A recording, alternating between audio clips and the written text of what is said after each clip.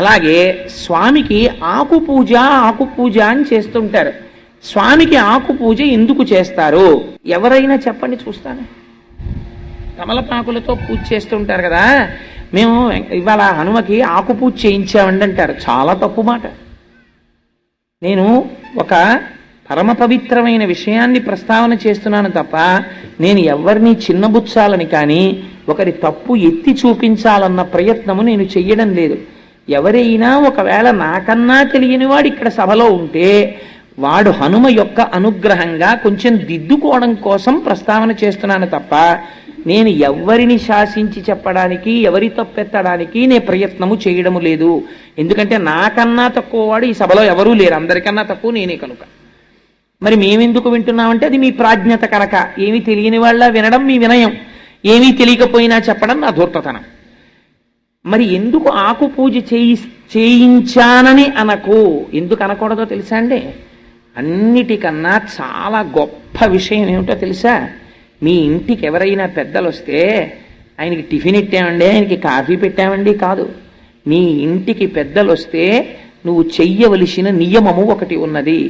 ఒక పండు పెట్టి ఇవ్వరాదు, ఒకటి కన్నా ఎక్కువ పెట్టి ఏకజాతి ఫలములను అనగా ఒక 2 అరటి పళ్ళో 2 బత్తాయి పళ్ళో 2 దానిమ్మ పళ్ళో అలాంటివి పెట్టి ఒకటి కన్నా ఎక్కువ ఆకులతో తాంబూలము పెట్టి ఒకటి కన్నా ఎక్కువతో వక్కలు పెట్టి వారికి తాంబూలం ఇస్తే మర్యాద. మర్యాదకంతటికి పెద్ద మర్యాద ఏమిటో తెలుసా అండి? తాంబూలం ఇవ్వడం. మా ఎవరింటికో ఎవరో వెళ్ళారనుకోండి, వాళ్ళకి కాఫీ ఇచ్చి పంపించారనుకోండి, మీరు పంపిస్తే ఇంతకన్నా నువ్వు గౌరవమును పొందడానికి అర్హత లేనివాడివి అని వారు చెప్పినట్టు. వారు నీకు తాంబూలం ఇచ్చి పంపించారనుకోండి, 2 అరటిపళ్ళు పెట్టి తామలపాకులు వక్కలు ఇచ్చి నిన్ను పంపించారనుకోండి, వారికి నీ మనస్సులో వారి యందు నీకు గౌరవం ఉన్నది అని గుర్తు. ఆకు పూజ ఎందుకు చేస్తారో తెలుసా అండి? ఈ రహస్యాన్ని మహాభారతంలో విరాట పర్వంలో చెప్పారు. బృహన్నలా రూపంలో అర్జునుడు వచ్చాడు విరాట పర్వంలో కొలువుకి. వస్తే విరాట్ రాజు గారు అర్జునుడిని చూసి ఆశ్చర్యపోయారు. ఏమయ్యా, నిన్ను చూస్తే ఇలా ఉన్నావు, ఇంత తేజస్సుతో, నువ్వు బృహన్నలవా, పేడివాడివా అని అడిగారు. అడిగితే ఆ రోజున విరాట పర్వం ఎప్పుడైనా చెప్పినప్పుడు చెప్తాను, అందులో ఉండేటటువంటి గమ్మత్తులు. ఆయన మహానుభావుడు అన్నారు, అవునయ్యా, కన్యాజనులకు నృత్తము గరతంగా నాకు నేర్పు కలదు, తద్వృత్తమునకు నన్నీలుము అన్నారు. నేను కన్యామునులకు వృత్తం నేర్పుతానయ్యా, నాకు నాట్యం నేర్పుతాను, ఆ పదవి నాకు ఇప్పించవయ్యా చాలన్నారు. అంటే విరాట్ రాజు గారు అన్నాడు, నువ్వు అంతకన్నా చాలా గొప్పవాళ్ళ కనపడుతున్నావయ్యా, శౌర్యం తేజస్సు ఎక్కడికి పోతుందండి? శాతనఖగ్ర ఖండిత లసన్మజ కుంజర కుంభముక్త ముక్తాతత శైల అంటారు తిక్కన గారు. అటువంటి మహాపరాక్రమవంతుడైనటువంటి అర్జునుడు పేడివాడిగా నాట్యం నేర్పుకోవడమా? నిన్ను చూస్తే నాకు అలా కనపట్టలేదో, నువ్వు చాలా ఉత్కృష్టమైన తేజస్సుతో ఉన్నావు, అందుకని ఉండు, నీకు తాంబూలం ఇస్తాను అన్నాడు. అని ఉత్తరని పిలిచి, అమ్మా, ఈ మహానుభావుడికి తాంబూలం ఇచ్చి నమస్కరించు అన్నాడు. ఎందుకో తెలుసా అండి తాంబూలం ఇవ్వడం?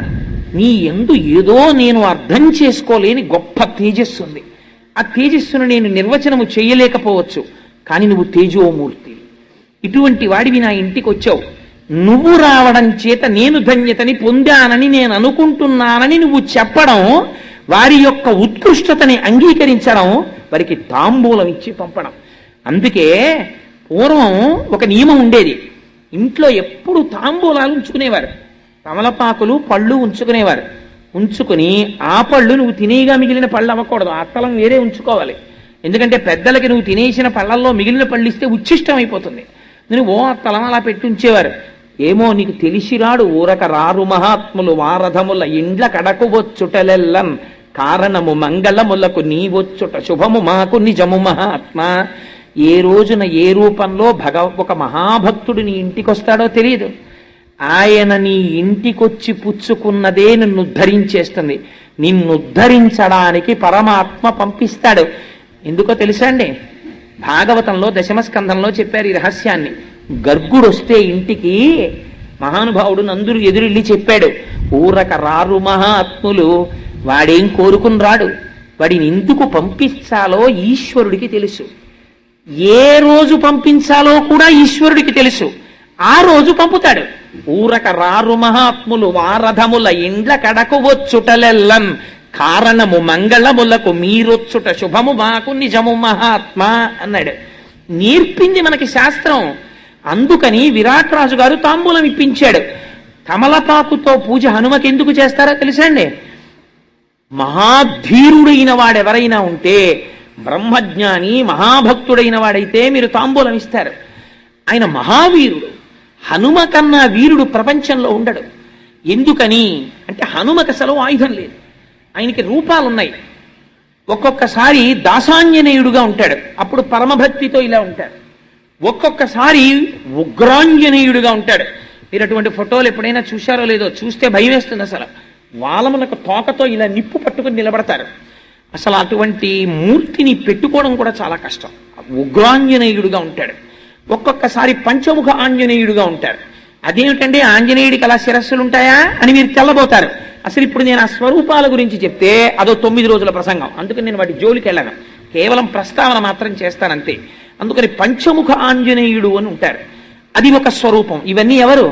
బ్రహ్మవిద్ బ్రహ్మైవ భవతి, ఆయన పరబ్రహ్మస్వరూపమై ఉన్నాడు. అటువంటి స్వరూపమునకు ధీరః అని పిలుస్తారు. అటువంటి ధీరుడు కనుక అందుకే సుందరకాండ ప్రారంభం చేస్తే ధీరస్సలిల కల్పేషు విచచార యథాసుఖం అని మొదలుపెట్టారు మహర్షి. మహాధీరుడు, ధీమంతుడు, ధీహి అన్న పదాన్ని ప్రయోగించారంటే గొప్ప బుద్ధిశాలి, బ్రహ్మజ్ఞాని. అటువంటి వాడికి మీరు ఒకటి బాగా జ్ఞాపకం పెట్టుకోండి, చాలా మేధా సంపత్తి ఉన్నవాడు కొన్ని కాలముల యందు పిరికివాడై ఉంటాడు. ఆయనకి చాలా బలం ఉంటుంది, చాలా మంత్రములు వచ్చు, చాలా విషయాలు తెలుసు, కానీ పిరికివాడు. నాకెందుకు లేదు గొడవ అంటాడు. బ్రాహ్మణుడికి పిరికితనం ఉండాలంది శాస్త్రం. ఎందుకో తెలుసా అండి? బ్రాహ్మణ పిరికిరా, పంతులు గారి పిరికాడంటాడు. బ్రాహ్మణుడికి పిరికితనం లేదనుకోండి, లోకమంతా కలిసి వచ్చి నిలబడినా సరే ఆయన ముందు మీరు నిలబడలేరు.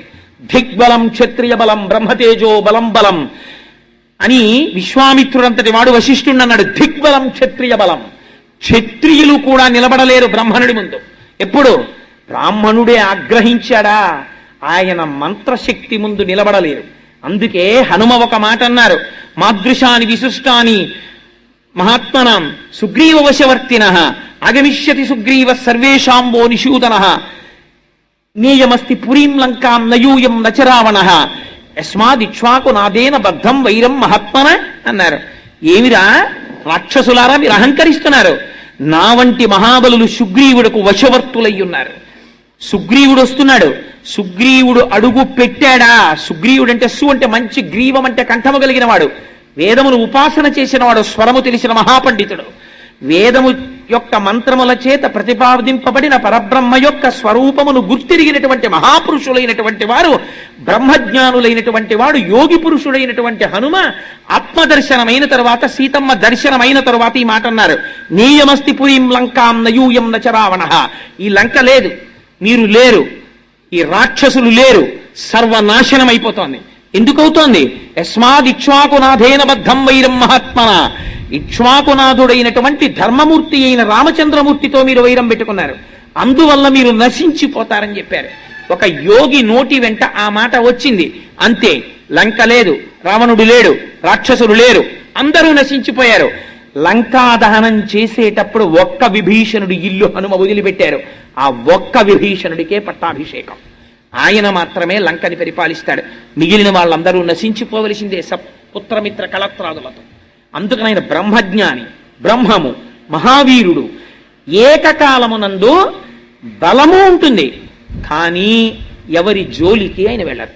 మీరు అందుకే చూడండి, ఎప్పుడో నేను చేస్తానని ముందుకి హనుమ రారు. నియంత్రణలో ఉంటుంది బలం, నిగ్రహంలో ఉంటుంది. జాంబవంతుడికే తెలిసి రహస్యం రామాయణంలో. ఆయన వస్తాడు, వచ్చి ఒక్కసారి చెప్తాడంతే, మహానుభావ హనుమ, నువ్వు రక్షించకపోతే ఎవరు రక్షిస్తారయ్యా? ఈ మాట అనాలి. అందుకే అమ్మవారు కూడా, సీతమ్మ తల్లి కూడా, తమస్మిన్ కార్య నిర్యోగే ప్రమాణం హరిసత్తమ హనుమాన్ యత్నమాస్తాయ దుఃఖక్షయకరో భవ. తమస్మిన్ కార్య నిర్యోగే అని 1కి 10 మాటలు. తమస్మిన్ కార్య నిర్యోగే హనుమా నీ వల్లే ఈ పని అవ్వాలి, నీ వల్లే ఈ పని అవ్వాలి, నువ్వు అందుకు సమర్థుడవు, నువ్వు రక్షించాలి అంటారు. అనగానే ఆయన బలమైన తెలుసుకుంటారు. అంతే, ఒక్కసారి పెరిగిపోతారు. ఇంకా ఎంతమంది అవనివ్వండి, ఆయనకు ఆయుధాలు అక్కర్లేదు. అంతే, శిలాభిస్తు ప్రహరత పాదపైశ్చ సహస్రశ అర్ధయిత్వా పురీం లంకాం అభివజ్య చ మైథిలీం సమృద్ధార్థో గమిష్యామి విశతాం సర్వరక్షసాం అని బయలుదేరి రాక్షస సంహారం చేస్తారు, బ్రహ్మజ్ఞానోపదేశం చేస్తారు. కేవలము ఏదో తన యొక్క శక్తి చేత రక్షించడము మాత్రమే కాదు. మీరు జ్ఞాపకం పెట్టుకోండి, హనుమ దగ్గర ఒక గొప్పతనం ఉన్నది. అందుకే ఆకు పూజ చేస్తారు. నువ్వెవరాయనికి ఆకు పూజ చేయడానికి? అందుకే వాక్యమును సరిదిద్దుకోవాలి. ఈనాడు హనుమ నా చేత ఆకు పూజ స్వీకరించి నన్ను ధన్యుణ్ణి చేశారనాలి. ఫలానా వారికి ఇవాళ నేను తాంబూలం ఇచ్చాననకూడదు. వారికి తాంబూలం ఇచ్చుకునే అదృష్టాన్ని వారు నాకు ఇచ్చారనాలి. వారు పుచ్చుకోకపోతే నీ బ్రతుకు ఏమవుతుంది? నువ్వు ఇవ్వలేవు కదా. వారు పుచ్చుకున్నారు, వారు పుచ్చుకోవడం నీ జన్మకు అదృష్టం. అయ్యా ఇవాళ నైమిత్తిక తిథి మేము స్వీకరించామన్నారనుకోండి, వారు నువ్వేమిస్తావు? నువ్వు ఇవ్వలేవు. వారు అనుగ్రహం ప్రసరించిందనుకో, నిన్ను ధరించాలని వారు అనుకున్నారనుకో, నువ్వు ఇచ్చిన తాంబూలం వారు స్వీకరించవచ్చు. స్వీకరించి ఇవాళ వారు ఆశీర్వచనం చేశారనుకో, అది నీ యందు నిలబడిపోతుంది. అందుచేత హనుమ కేవలము శరీర బలంతో రక్షించడమే అని మీరు అనుకుంటున్నారేమో. హనుమ కాలాతీతుడై రక్షణ చేస్తారు. మీకు ఒక ఉదాహరణ చెప్తాను. సముద్రమునకు సేతువుని బంధిస్తున్నారు.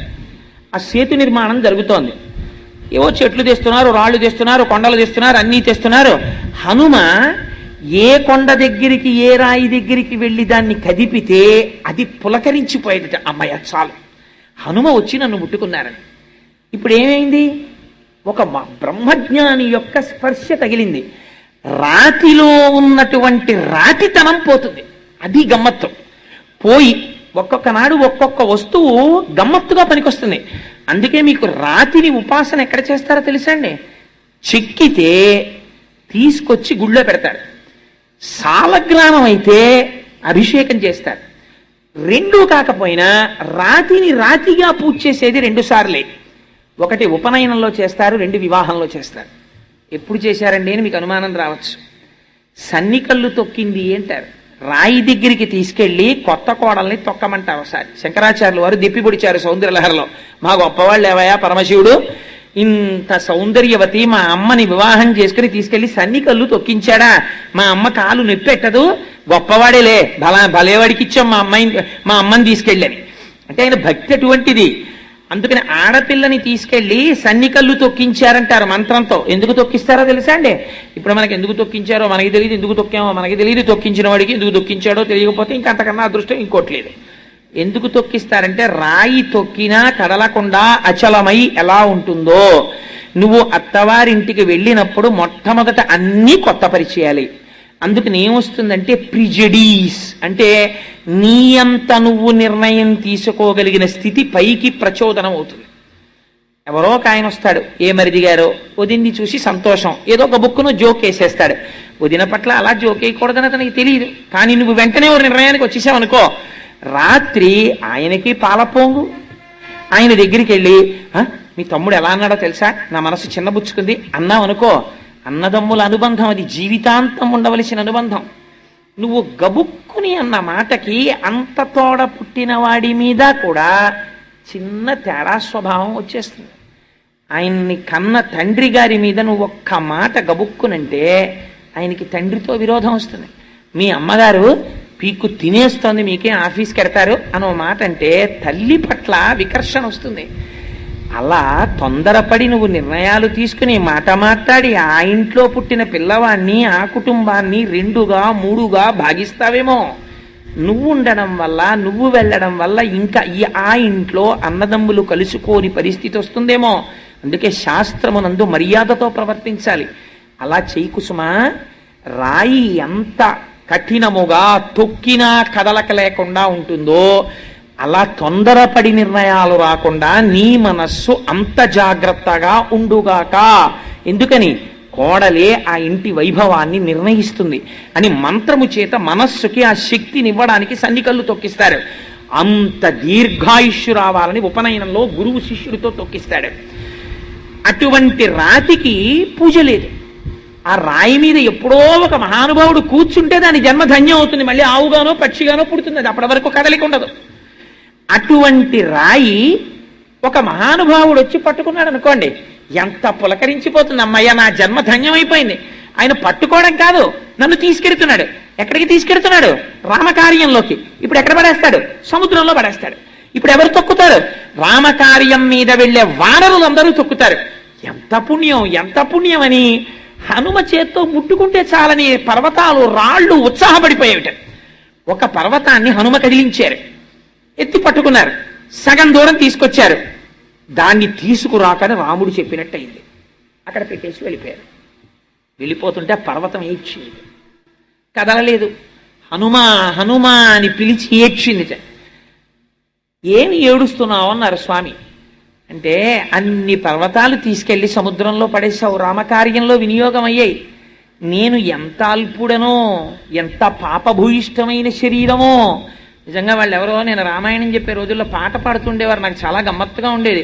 ఏదో రాతినైనా కాకపోతిని రామపాదము సోకగా, ఏదో ఆఖరికి సాకలినైనా కాకపోతిని ఆ రాముణ్ణి కనీసం నింద చేసైనా సరే రామనామము చెప్పగా, పక్షులు పశువులు రాముడి గురించి చెప్తుంటే మనిషినై ఉండి కూడా రామనామము చెప్పకపోతిని అని బాధపడుతూ వాళ్ళు పాట పాడుతుండేవారు. చాలా గమ్మత్తుగా ఉండేది నాకు ఆ పాట వింటుంటే. అలా ఒక పర్వతం నేను పడలేకపోయాను సముద్రంలో అని ఏడుస్తోంది. చూస్తే హనుమ వెనక్కి వచ్చారు. ఎందుకు ఏడుస్తున్నావు అని అడిగారు. అడిగితే నన్ను సగం దూరం తీసుకొచ్చి వదిలేశారు, నన్ను తీసుకెళ్ళలేదు అంటే నాకు రామాజ్ఞ కింద వినపడింది ఆ పర్వతాన్ని త్యాకు అని. అందుకుని ఏడవకు, నేను కనుక్కొస్తాను, నన్ను ఎందుకు తేవద్దన్నారో స్వామి అని రామచంద్రమూర్తి వెళ్ళి నాకేమిటో మీ ఆజ్ఞలా వినపడింది, ఆ పర్వతాన్ని మధ్యలో వదిలేశాను, యథార్థమునకు మీ ఆజ్ఞ ఉన్నదా, తీసుకురావద్దు అని అడిగారు. అడిగితే స్వామి అన్నారు, అవును, ఆ పర్వతమునకు ఒక మహోత్కృష్టమైన స్థితి ఉంది.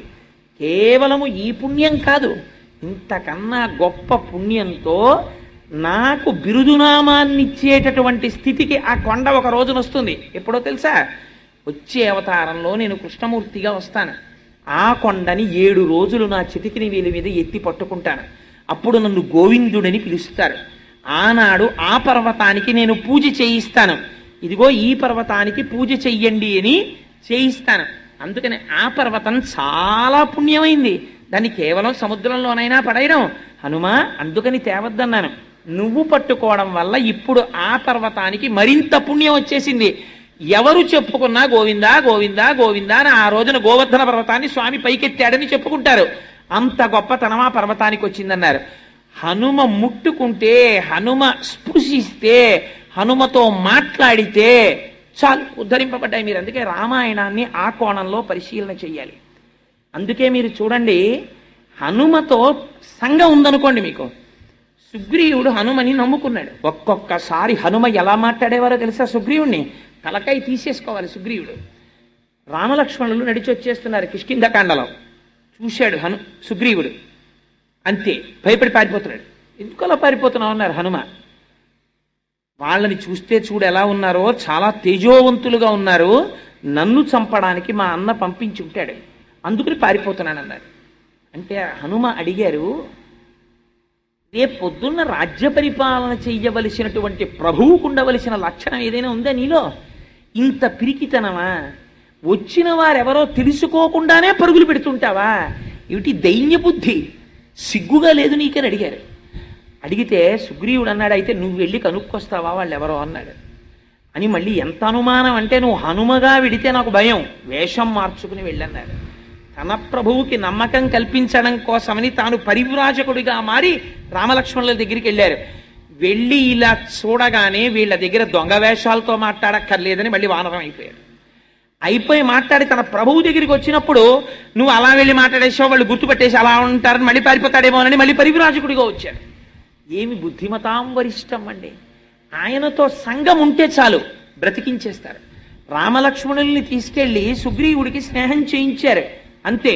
సుగ్రీవుడికి పట్టాభిషేకం అయిపోయింది. అప్పటి వరకు తాను ఏ భార్యని విడిచిపెట్టి ఉన్నాడో ఆ రుమతో మళ్ళీ తిరిగి జీవించేటటువంటి అదృష్టాన్ని పొందాడు. పోయిన పట్టాభిషేకం మళ్ళీ తిరిగి కలిగింది, రాజ్యం వచ్చింది, అధికారం వచ్చింది, పోగొట్టుకున్న భార్యని తిరిగి పొందాడు. ఎవరి వల్ల? ఒక్క హనుమ పక్కన సచివుడిగా ఉండడం వల్ల అంగదుడితో కలిసి దక్షిణ దిక్కుకు వెళ్ళారు.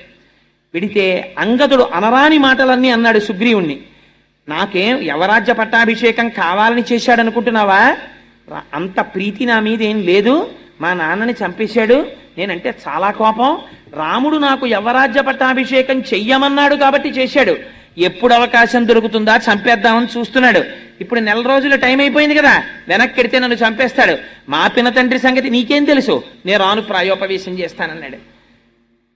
నిజంగా మాట్లాడడం అంటే ఏమిటో మీరు హనుమ దగ్గర తెలుసుకోవాలి. ఆయన అన్నారు, ఏమిటో విర్రడివి ప్రాయోపవేశం చేస్తానంటే వీళ్ళందరూ నీ వెనకాల వస్తున్నారని ప్రాయోపవేశం చేస్తానంటున్నావు. వీళ్ళందరూ నీతో ప్రాయోపవేశం చెయ్యరు. వీళ్ళకి 3 రోజులు 4 రోజులు అయిపోయిన తర్వాత మళ్ళీ భార్య బిడ్డలు గుర్తొస్తారు. చంపితే చంపేళ్ళవా, అక్కడికి పోయి వాళ్ళని ఒకసారి మొహం చూపించి అక్కడే చచ్చిపోతాం, ఎందుకు వాళ్ళకు ఉన్నామో లేమో తెలియకుండా ఇక్కడ పడుండి ఎందుకు వచ్చిన జీవితం అని వెళ్ళిపోతారు. అప్పుడు ఒక్కడికి మిగిలిపోతావు. చీమ చిటుక్కుమంటే భయం, రామలక్ష్మణులు బాణం వేసేశారేమో అని. ఈ పర్వత గుహని డొల్ల చేసేస్తాయి లక్ష్మణ బాణాలు. నువ్వు ఎక్కడ దాక్కున్నా విడిచిపెట్టడు. నువ్వు శరణాగతి చేశావా వదిలిపెట్టేస్తాడు. అందుకని రామలక్ష్మణుల యొక్క బాణముల ధాటి నుంచి తప్పుకుందామని అనుకోకు అంగదా. వెనక్కి రా, కార్యం మీద బయలుదేరు, నా మాట విను, సముద్ర లంఘనం చేద్దాం బయలుదేరమని తీసుకెళ్లారు. హనుమతో సంబంధం, హనుమ మాటలు, హనుమ స్తోత్రం మిమ్మల్ని ఉద్ధరించేస్తాయి. మీకు ఇవాళ ఇంత పరమ పవిత్రమైనటువంటి రోజు కాబట్టి మీకు ఒక యథార్థమైన విషయం జ్ఞప్తి చేస్తాను. ఇది పరాశర సంహితాంతర్గతం. ఎప్పుడైనా మీకు ఒంట్లో బాగుండలేదు, మీకు అంత పెద్ద అనారోగ్యం మీ ఒంట్లో ఉందన్న సంగతే మీకు తెలియదు అనుకోండి. అలా తెలియని పరిస్థితుల్లో అనుకోకుండా ఎప్పుడో హాస్పిటల్కి వెళ్తే డాక్టర్ గారు చూసి, అమ్మో మీలో చాలా తేడా ఉందండి, మీకు తెలియట్లేదు కానీ ఓసారి ఫలానా టెస్ట్ చేయించండి అని ఏదో టెస్ట్ చేసి, అయ్యా మీకు తెలియదు కానీ మీ జీవితంలో చాలా ప్రమాదకరమైన వ్యాధి లోపల పొంచి ఉన్నది అంటే, అలాంటప్పుడు ఏం చెయ్యాలి అని అడిగితే ఏం చెప్పారో తెలుసా పెద్దలు?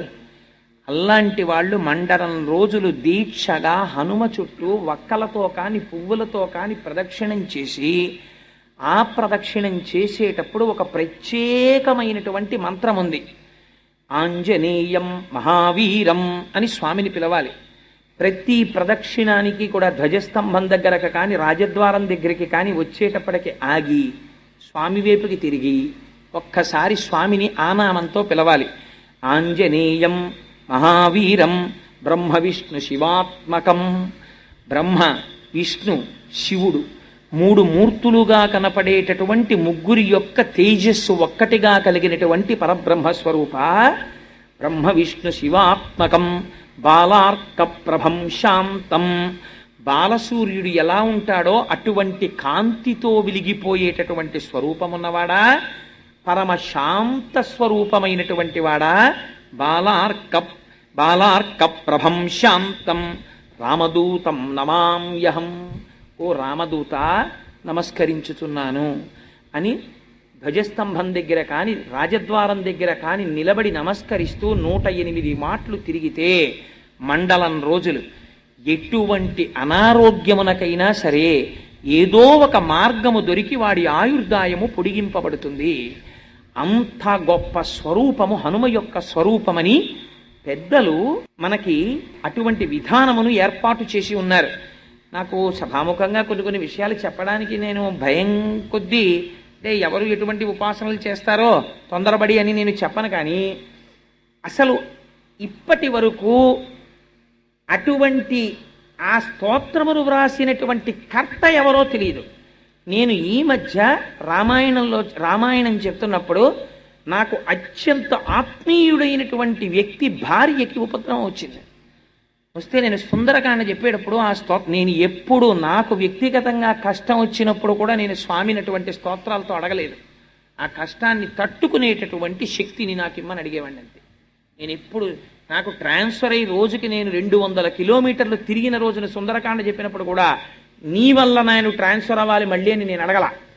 నేను ఇలా తిరగడమే భగవత్ శాసనమైతే, నా పాపం ఏదైనా ఉంటే దాన్ని తట్టుకునేటటువంటి శక్తి నాకు కలుగుగాక అని అడిగాను. కానీ నా మిత్రుని యందు నాకున్నటువంటి అపారమైన ప్రేమరీత్యా ఆ ఒక్కరోజునే నేను అడిగాను నా జీవితంలో. కానీ నేను ఒక శుభవార్త విన్నాను, అతని భార్యకి అంత ఉపద్రవం లేదు అని. ఆనాడు నేను గుప్తంగా స్వామికి నమస్కరించా. స్వామి నువ్వు పలికావు, ఆవిడ్ని రక్షించావు, అతను అలా నవ్వుతూ తిరగాలి చాలు నాకు. అందుచేత నేను ఎందుకు ఈ విషయం ప్రస్తావన చేస్తున్నానంటే, స్వామి హనుమ యొక్క స్వరూపం అంటే సాధారణమైన స్వరూపం కాదు. మీరు ప్రదక్షిణం చేసి నమస్కరించినంత మాత్రం చేత అనారోగ్యమును చక్కదిద్దగలిగిన వాడు.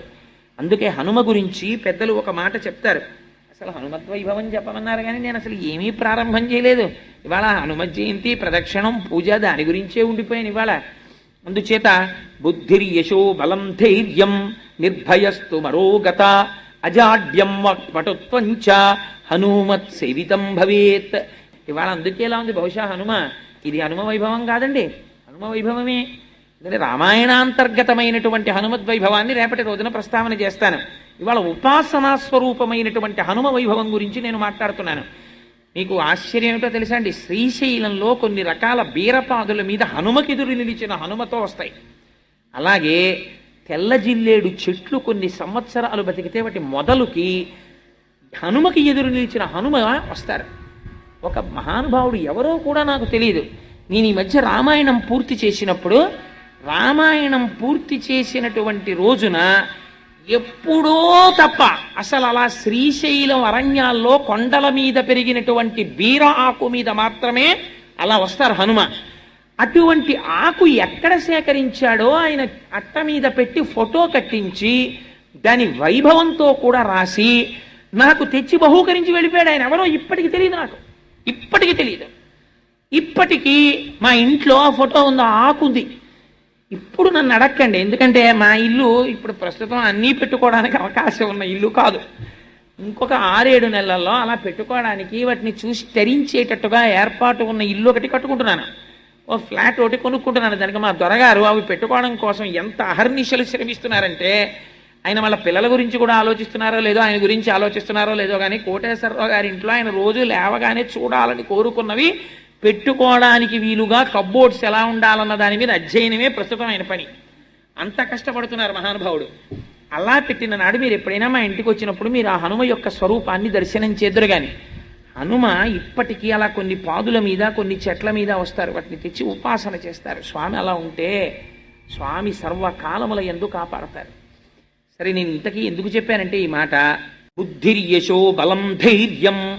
ప్రతిరోజు ఒక్కసారి పిల్లలు కాని పెద్దలు కాని హనుమ యొక్క మూర్తి ముందు నిలబడి, హనుమ యొక్క మూర్తి లేని ఇల్లు ఉంటుందని నేను అనుకోవట్లేదు, నిలబడి ఒక్కసారి స్వామి అని ఇలా నమస్కారం చేశారనుకోండి, ప్రయాణానికి వెళ్లే ముందు హనుమ యొక్క నామాలు కొన్ని ఉన్నాయి. ఆ నామములను మీరు ఒక్కసారి చదివి బయలుదేరారనుకోండి, ప్రయాణ కాలంలో వెడుతున్నప్పుడు మీకు ఏదైనా ప్రమాదము జరగవలసి ఉన్నది అనుకోండి, గ్రహరీత్యా, అప్పుడు యాక్సిడెంట్ అంటారు, ప్రమాదం జరిగి నెత్తురు చిందవలసినటువంటి రోజు గ్రహస్థితిలో వచ్చిందనుకోండి, అప్పుడు మీరు హనుమానం జనాసూను వాయుపుత్రో మహాబల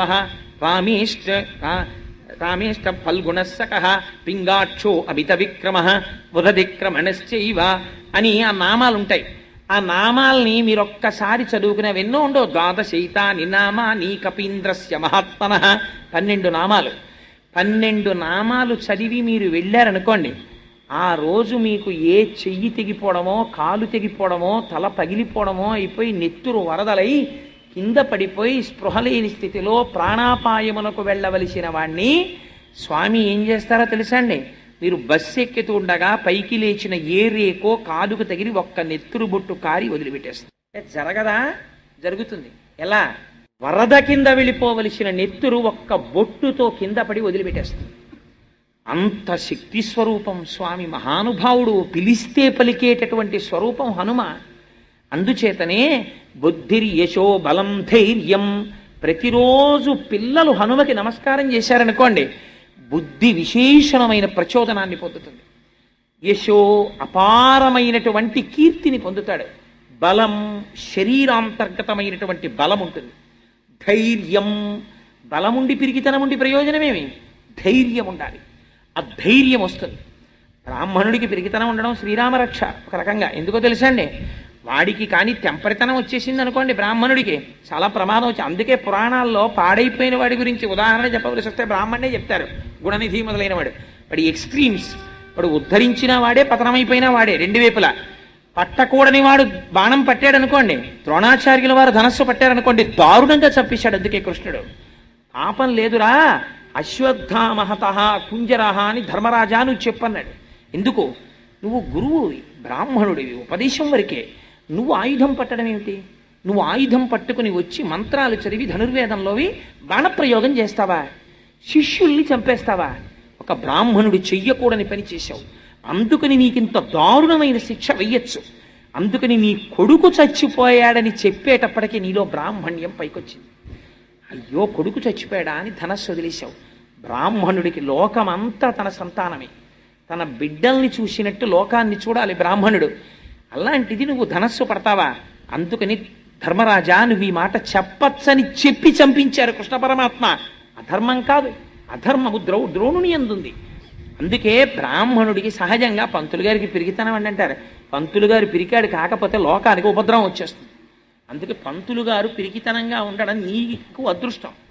ఆయన ఏం ప్రయోగాలు చేయడు, ఆయన ఏం మంత్రశాస్త్రాన్ని తన రక్షణకు ఉపయోగించుకోడు, లోకమును రక్షించడానికి ఉపయోగిస్తాడు. అందుచేత ఎందుకు ఈ మాట చెప్పానంటే, బలం అంటే శరీరమునకు బలము ఈశ్వరార్చనకు కావాలి. అందుకని ఆ బలం ఇస్తాడు. బుద్ధిర్యశో బలం ధైర్యం, ధైర్యాన్ని ఇస్తాడు ఆయన. బుద్ధిర్యశో బలం ధైర్యం నిర్భయత్వమరోగత. అదేమిటండి ధైర్యానికి నిర్భయత్వానికి తేడా ఉంటుందా అని మీకు అనుమానం రావచ్చు. ధైర్యము అన్న మాటకు అర్థం ఏమిటో తెలుసా అండి? ధైర్యం అంటే ఏదో ఏమంటే అక్కడ 2 కార్లు గుద్దేసుకున్నాయంటే అమ్మో నాకు చాలా భయం అండి నేను చూడండి అంటే చూడగలిగేటట్టు చేసేయడం ధైర్యం అని కాదు దాని అర్థం. ధైర్యము అంటే కష్టము వచ్చినప్పుడు కూడా భగవంతుని యొక్క పాదములు విడిచిపెట్టకుండా గొప్ప పూనికతో ఈశ్వరుడి పాదములే పట్టి ఈ కష్టము నా కర్మ ఫలితముగా వచ్చే ఇంత చిన్న ఫలితముతో సరిపెట్టి నన్ను కృతకృత్యుణ్ణి చేసి రక్షించిన భగవంతుని పాదములు విడిచిపెట్టనన్న పూనిక నీయందు నిలబెట్టిన ఈశ్వర ప్రచోదనమునకో ధైర్యమని పేరు. నిర్భయత్వం ప్రతిదానికి భయపడిపోవడం, మానసిక రుగ్మత అది పోగొట్టడం నిర్భయత్వం. అరోగత ఎప్పుడు రోగం 2 రకాలు. ఉన్న రోగం ఒకటి, లేని రోగం ఆపాదించుకోవడం ఒకటి. ఎందుకని ఒక్కొక్కడు ఉంటాడు మీరు చూడండి, ఇనప ముక్కలా ఉంటాడు, కానీ నాకండి ఏమిటో అంటాడు. డాక్టర్ కూడా చెప్తాడు నీకేం లేదురా మహాప్రభో అంటాడు. వీడు మాత్రం తిరుగుతూనే ఉంటాడు. నేను చాలా మందిని చూశాను జీవితంలో, కొంతమంది స్నేహితుల్ని చూశాను. ఏమంటే అలా ఉన్నామంటే డాక్టర్ గారి దగ్గరికి వెళ్ళానండి. ఏ డాక్టర్ గారి దగ్గరికి? లోపలికి వెడితే 200, బయటకు వస్తే 200 డాక్టర్ గారి దగ్గరికి వెళ్ళానండి. ఆయన్ని చూపించుకున్నాను, 1000 రూపాయలు టెస్టులు రాశారు, అన్నీ రాసి ఏం పిడరాయలే ఉన్నావు, నీకేం జబ్బు ఏం లేదురా, నువ్వు ఇవాళ నుంచి భోజనం అనేసి ఇనపగుళ్ళు తిని జీర్ణమైపోతుంది అన్నాడండి. మరి ఏం ఉత్సాహంగా ఉండాలి కదా, అదే తెలియట్లేదు మాస్టారు. ఇక్కడ ఏంటో చురుక్కుమంటుంది, ఏం లేదంటాడు. ఏంటంటాడు? వాడికి ఏం లేదు, వాడికి చురుక్కు, వాడి మానసిక బాధ. ఇది పోగొట్టడం అరోగత. నిర్భయత్వమరోగత. అజాడ్యం, జాడ్యం లేకుండా చేయడం అది అంతకన్నా ప్రమాదం. అంటువ్యాధి. అంటువ్యాధి 2 రకాలు. ఒకటి తనంత తానుగా వచ్చిన అంటువ్యాధి, రెండోది ఇంకోడికి అలా చేసేస్తాడు వాడు. ఒక్కొక్కడు ఉంటాడు, వాడి సాన్నిహిత్యంలోకి వాడి స్నేహంలోకి మీరు వెళ్ళారనుకోండి, మిమ్మల్ని పిరికివాడిని చేసేస్తాడు, మిమ్మల్ని నాస్తికుణ్ణి చేస్తాడు, మిమ్మల్ని పనికి మాలిన వాడిని చేస్తాడు. ఎందుకని వాడి ప్రసంగం యొక్క ధాటి ఎటువంటిది, వాడు మిమ్మల్ని ఉద్ధరించాడు, పతనము వైపుకి తీసుకెళ్ళిపోతాడు. ఇలాంటి దిక్కుమాలిన ఆలోచన మనస్సు ఎందు లేకుండా చేయడం అజాడ్యం. వాక్పటుత్వం చ. వాక్పటుత్వం అంటే సభలోకి వెళ్ళి గంటల గంటలు మాట్లాడడం కాదు. ఆ మాట ఆయన నోటి వెంట వచ్చిన మాట విన్న వాళ్ళ యొక్క జీవితములు చక్కదిద్దేటట్టుగా, వారికి ఉన్నటువంటి లోపములను దిద్ది వారిని మంచి మార్గము వైపుకి నడిపించేటటువంటి శక్తి వాక్కునకు ఆవాహన అయి వాక్కును అగ్నిగా మార్చి అజ్ఞాన దాహకత్వము చేయగలిగినటువంటి జ్ఞానము వాక్కునందు ప్రచోదనము చేయగలిగినటువంటి శక్తి ఈశ్వరానుగ్రహముగా ఒకటి వాయువునందు నిక్షేపింపబడి వాక్కుగా మారితే వాక్పటుత్వం చ. హనుమత్ సేవితం లభేత్. ఎవరు హనుమ యొక్క పాదములు పట్టి సేవిస్తున్నారో వారికి లభిస్తాయి. ఇంకింతకన్నా ఏం కావాలండి జీవితంలో? మాకు ఇవన్నీ కావాలండి, అంటే హాయిగా ఏ వస్తువైనా 10 రూపాయలే అని అట్టముక్క మీద కనపడింది అనుకోండి, వీడికి అవసరం ఉన్నా లేకపోయినా లోపలికి వెడతాడు. ఎందుకని? ఏ వస్తువైనా 10 రూపాయలే, ఏమో 12 రూపాయలు ఉందేమో, 12 రూపాయలది 10 రూపాయలు కొనుక్కుంటే వాడి జీవితమే ఉద్ధరింపబడిపోయినట్టు సంతోషిస్తాడు. ఇంతకేది పుట్టుకు నిరిగిపోతుంది. 10 రూపాయలదే కొనుక్కుంటే నా జన్మ ఎంత బాగుండో అనుకుంటాడు. ఋషులు నీకు అభయం ఇచ్చారు, ఇవన్నీ నీకుంటాయిరా, నువ్వేం చేయక్కర్లేదు. స్వామి ఉన్నారన్న పూనికతో ఒక్క నమస్కారము చెయ్యి. ఆ పూనిక ప్రధానం. తులసీదాస్ గారు తెల్లవారుజామున చంద్రభాగా నదిలో స్నానం చేద్దామని చీకట్లో ప్రార్థన చేసుకుంటూ భజన పాడుకుంటూ వెళ్ళిపోతున్నారు.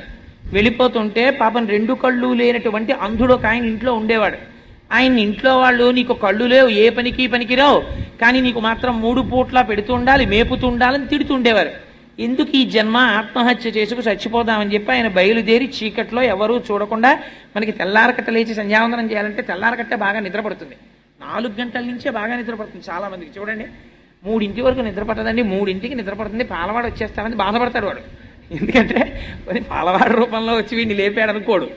అప్పుడు పడుకుంటేనే బాగా నిద్రపడుతుంది వాడికి. సో నేను ఎందుకు చెప్పానంటే ఈ మాట, ఇంతకీ తెల్లవారుజామున చంద్రభాగా నది ఒడ్డున పాపం తిరుగుతూ స్నానం చేద్దామనుకున్నటువంటి ఆ తులసీదాస్ గారు అనుకోకుండా ఆత్మహత్య చేసుకుందామని చెప్పి వచ్చిస్తున్నటువంటి వ్యక్తిని గుద్దేశారు. ఆయన పడిపోయాడు. పడిపోతే తులసీదాస్ గారు చూసి ఆయన్ని పైకి లేపి అన్నారు, నాయనా నేనంటే ఏదో భజన స్తోత్రం పాడుకుంటూ చూడలేదు, నువ్వైనా చూడలేదా నాయనా, చూడవయ్యా అన్నారు. అనేటప్పటికీ ఆయన కళ్ళు వచ్చేసాయి. మహానుభావ మీరు చూడండి అనేటప్పటికీ కళ్ళు వచ్చాయి. ఆయన పాదాల మీద పడి నమస్కారం చేశారు. నదిని దాటి రాత్రులందు శత్రువులు వస్తారేమో అని పహరా కాస్తున్నారు సైన్యం. వాళ్ళు చూశారు. చూసి గబగబా వెళ్ళి పాదుషాకి చెప్పారు, ఏమి అద్భుతం, తెల్లవారుజామున తులసీదాసు గారు చంద్రభాగా నది ఒడ్డును తిరుగుతూ అక్కడ కనపడినటువంటి ఒక అంధుణ్ణి గుద్దేసి చూడమంటే కళ్ళు వచ్చాయన్నారు. వెంటనే పాదుషా అన్నాడు, తులసీదాస్ గారిని సభకి తీసుకురండి అన్నాడు. తీసుకొచ్చారు. తీసుకొస్తే తులసీదాస్ నువ్వేవో కొన్ని గారడీలు చేస్తావుట కదా, చెయ్యి అన్నాడు. అంటే తులసీదాస్ గారు అన్నారు, నాకు గారడీలు చెయ్యడం అలవాట్లేదు, నేను గారడీ చేసేవాడిని కాను. అంటే ఆయన అన్నాడు, నువ్వు తెల్లవారకట్ట ఎవరో కళ్ళు లేని వాడిని చూడు అంటే కళ్ళు వచ్చేయటు కదా, అలాంటివి కొన్ని ప్రదర్శించి ఇప్పుడు అన్నారు. నేను ప్రదర్శించడం ఏమిటి? అనుకోకుండా నా నోటి వెంట వచ్చినటువంటి మాట అబద్ధం కాకూడదని సత్యం చేసిన వాడు భగవానుడు. కన్నులు నేనివ్వలేదు, ఈశ్వరుడు ఇచ్చాడు. ఎందుకు ఇచ్చాడు? వీడు చూడు అన్నాక కూడా వాడు చూడలేకపోతే వీడు అన్న మాట వ్యర్థమైపోతుందని నా మాట నిజం చెయ్యడానికి ఈశ్వరుడు అనుగ్రహించాడు. అది మరిచిపోయి నన్ను గారడీ చేయమంటాయేంటి? అలా చేసేవాడిని నేను కాను. అలా నేను ఏదో వేళంబరానికి అవి ఇవి చెయ్యను. అది ఆనాడు నా నోటి వెంట అప్రయత్నంగా వచ్చింది. ఆయనకి కళ్ళు లేవన్న విషయం కూడా నాకు తెలియకుండా వచ్చింది. కానీ వీడి నోటి వెంట వచ్చిన మాట అబద్ధం కాకూడదని స్వామి చేశాడు. అంతేగాని అస్తమానం నేను అలా చేస్తానా? అది తప్పు, నేను చేయనన్నాడు. నేను చెప్పినా చేయవా అన్నాడు. నువ్వు రాముడి కన్నా గొప్ప, నేను చేయనన్నాడు.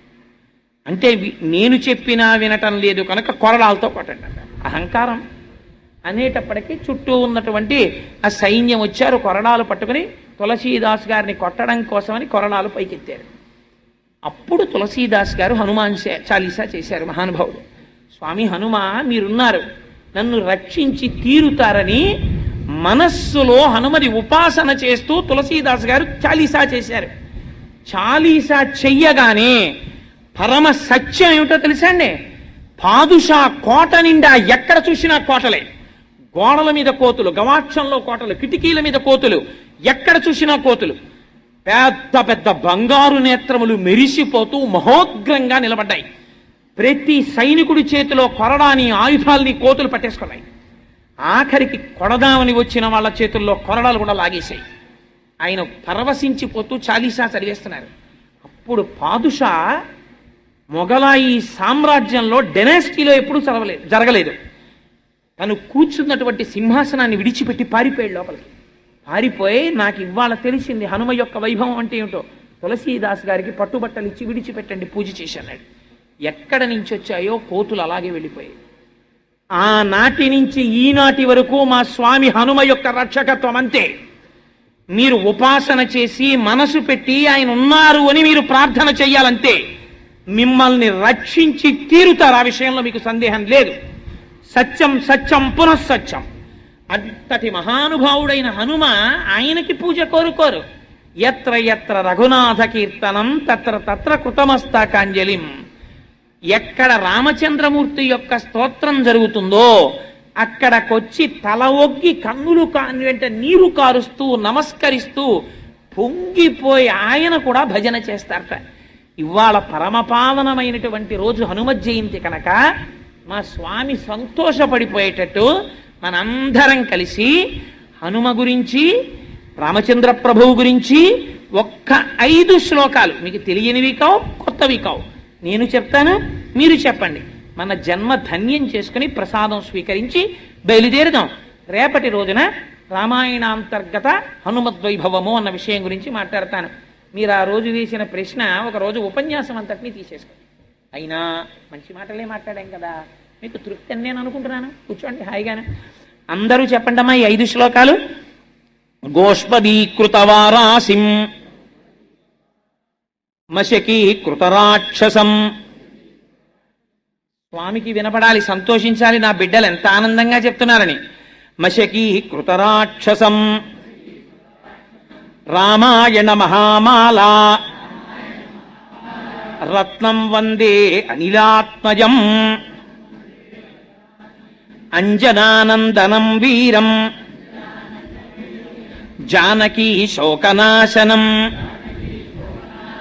కపీశమక్షహంతారం వందే లంకాభయంకరం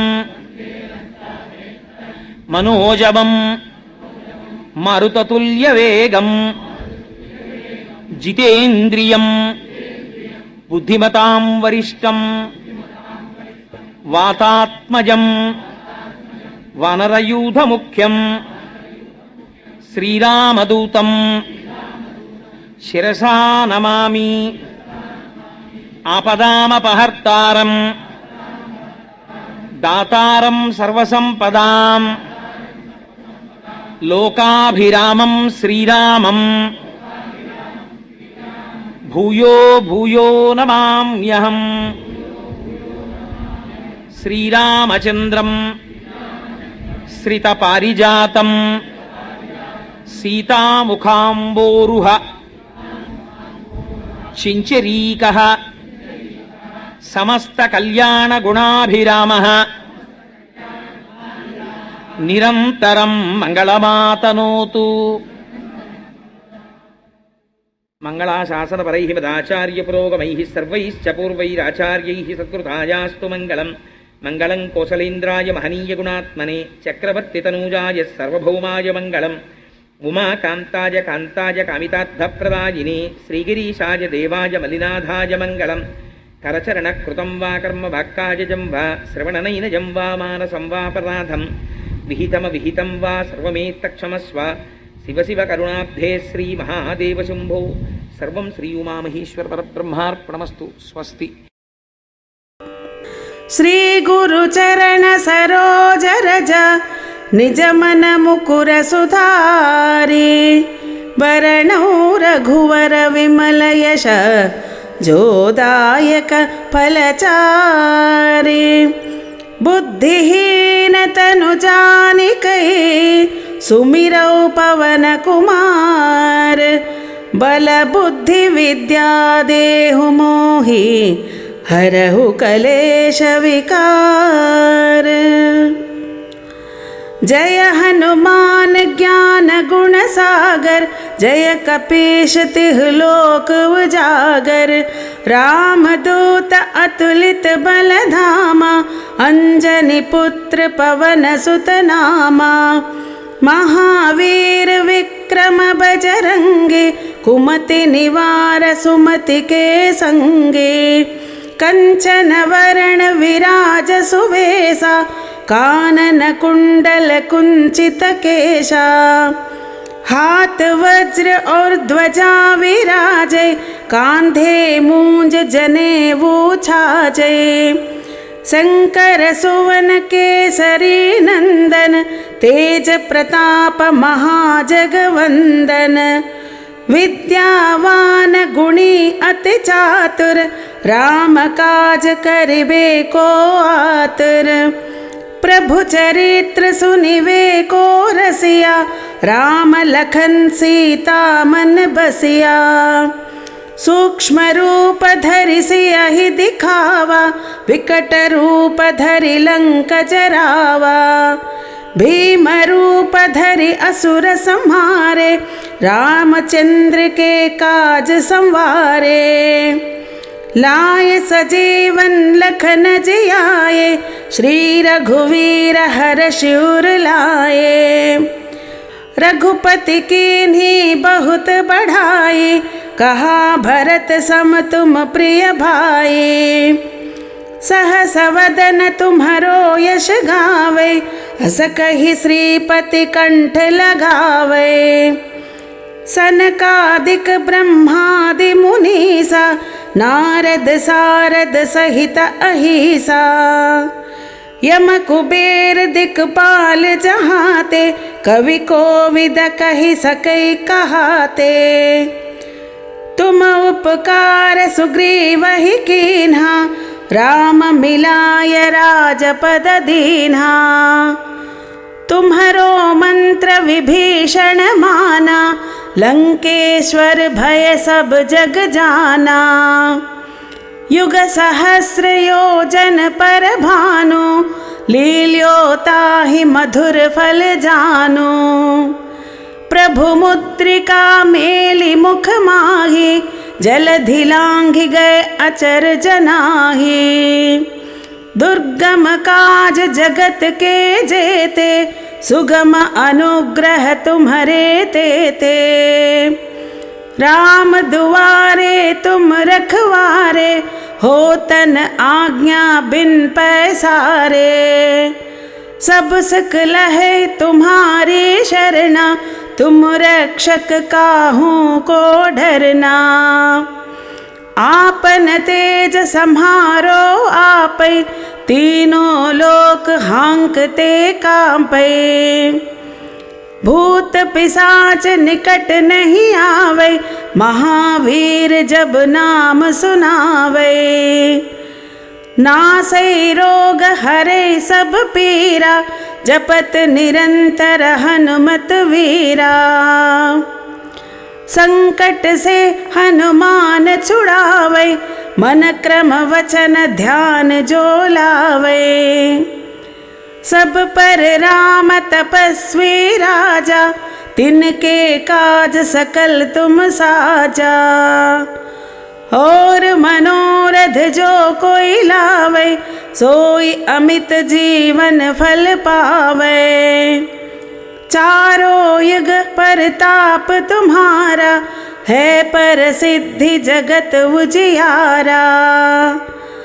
साधु संत के तुम रखवारे, असुर निकंदन राम दुलारे। अष्ट सिद्धि नव निधि के दाता, असवर दीन जानकी माता। राम रसायन तुम्हारे पासा, सदा रहो रघुपति के दासा। तुम्हारो भजन राम को पावे, जन्म जन्म के दुख बिसरावे। अंत काल रघुपति पुर जाई, जहाँ जन्मी हरि भक्त कहाई। और देवता चित्तन धरई, हनुमत से सर्व सुख करई।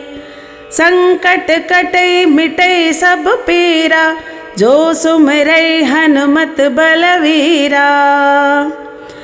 जय जय जय हनुमान गोसाई, कृपा करो गुरुदेव की नाई।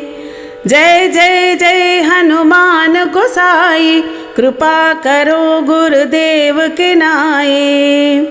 जय जय जय हनुमान गोसाई, कृपा करो गुरुदेव की नाई।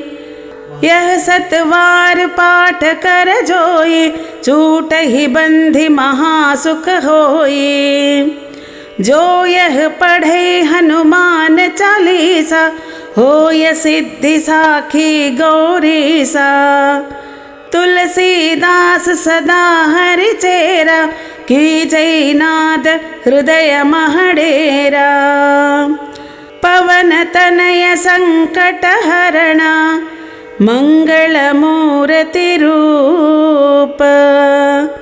राम लखन सीता सहित, हृदय बसहु सुरभूप। जय हनुमान।